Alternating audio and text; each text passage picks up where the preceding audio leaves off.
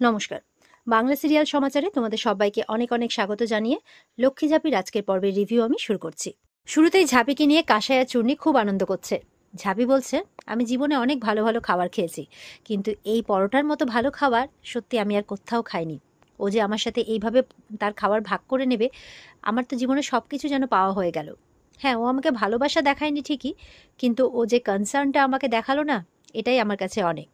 ঝাঁপির মুখে এই কথা শুনে কাসাই বলছে, তার মানে বিক্রিয়া হচ্ছে হচ্ছে একটু একটু করে হলেও কিন্তু কাজ করছে। এই বলে একদম আনন্দটাকে আর ধরে রাখতে পারছে না, কি করে আনন্দটা প্রকাশ করবে। থালা চামচ বাজাতে বাজাতে ও আর চূর্ণি নাচ করছে, যে একদম বলছে। ঝাঁপি বলছে, রাতের বেলা সবাই ঘুমোচ্ছে, আস্তে আস্তে আরে দাঁড়া তো, আনন্দটা প্রকাশ করবো না নাকি, এত বড় একটা আনন্দের খবর। এই বলে থালা বাজাচ্ছে আর গান করছে আর নাচছে, ও আর চূর্ণি মিলে এই কাণ্ড করছে। ঝাঁপির মনে তো খুব খুশি। আর এদিকে ইনকাকে দীপের মা সবকিছু ফোন করে জানাচ্ছে যে, জানো এরকম করতে গিয়ে দেখছি ওদিকে যে তোমার বাবান কি করেছে, মানে বাবানের ঠাম্মি বাবানকে পাঠিয়েছে রান্নাঘরে। আমার বারণ তো শুনলোই না, আমাকে কাসাইরাও আটকে দিল। ওদিকে বাবান হাতে হাতে সব কাজ করেছে জানো, এরকম ভাবে বলছে। বলছে, কি বলছো তুমি আন্টি, এই সব কিছু প্ল্যান শেষ হয়ে যাচ্ছে। বলে, হ্যাঁ আর বলো না, তুমি ছাড়া আমার একদম ভালো লাগছে না, তুমি ছিলে তো কত ভালো ছিল, এখানে তো আমি একা, আর সবাইকে তো হাতের পুতুল বানিয়ে নিয়েছে ঝাঁপি, জানো তো আর ভালো লাগছে না। এবার কথা বলতে বলতে ঝাঁপি চলে এসছে।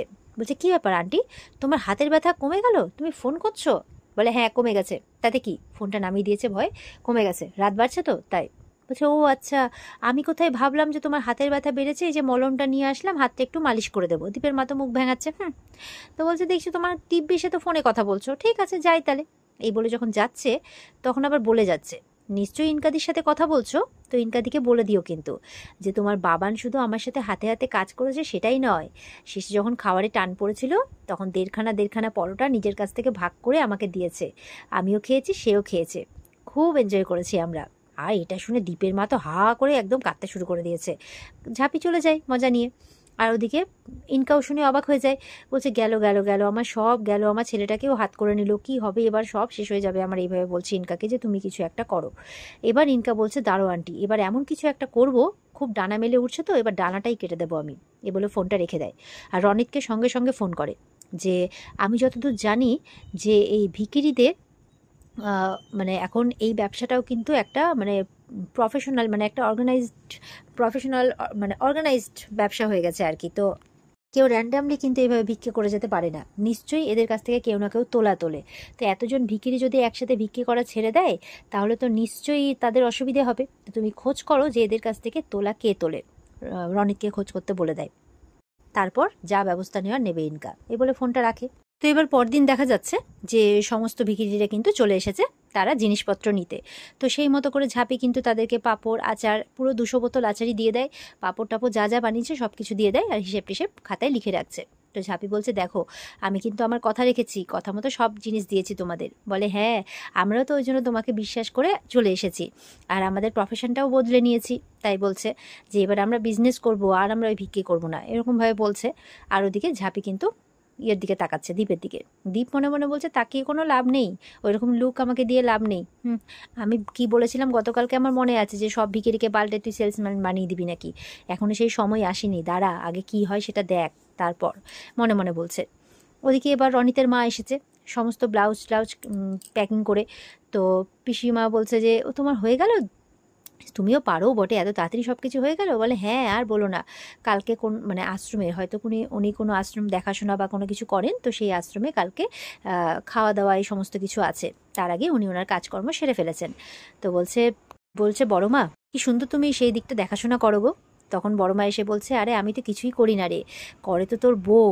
এতগুলো বেকার মানুষকে কাজের ব্যবস্থা করে দেওয়া তো চারটেখানি ব্যাপার নয়, বল কতটা মহান কাজ করছে সে।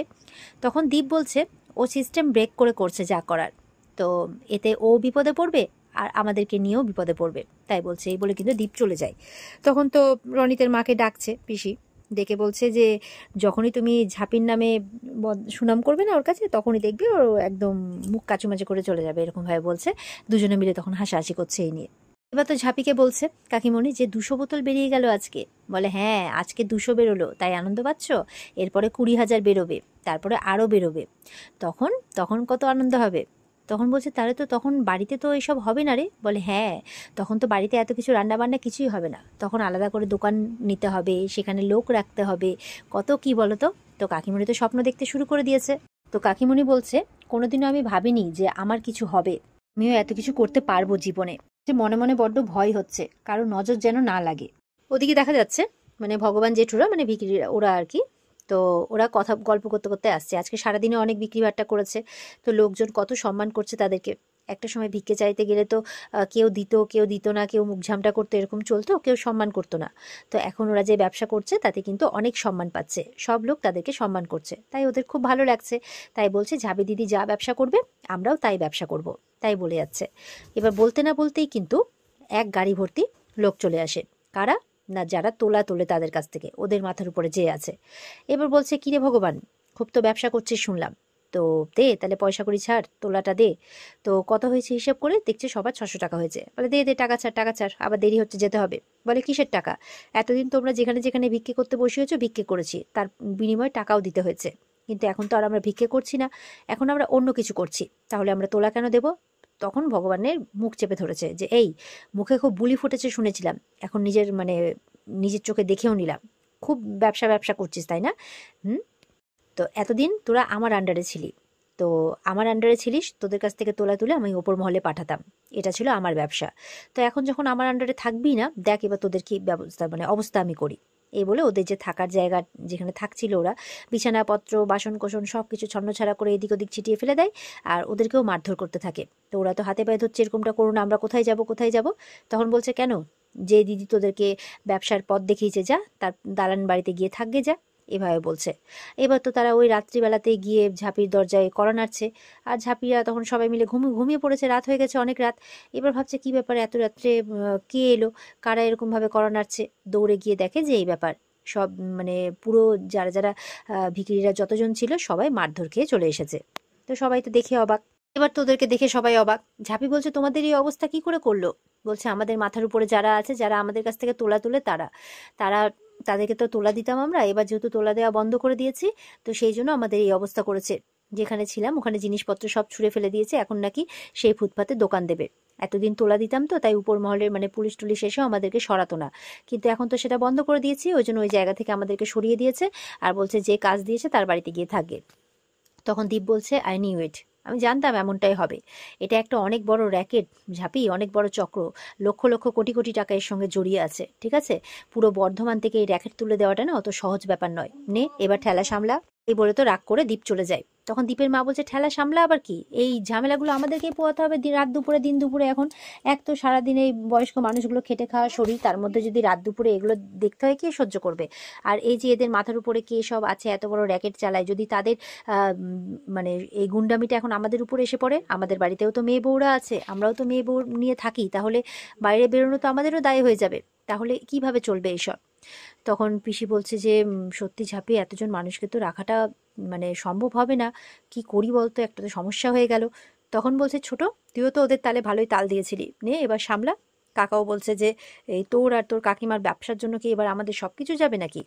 এবার ঝাঁপি তো পড়েছে মহা মুশকিলে, এবার কি করবে?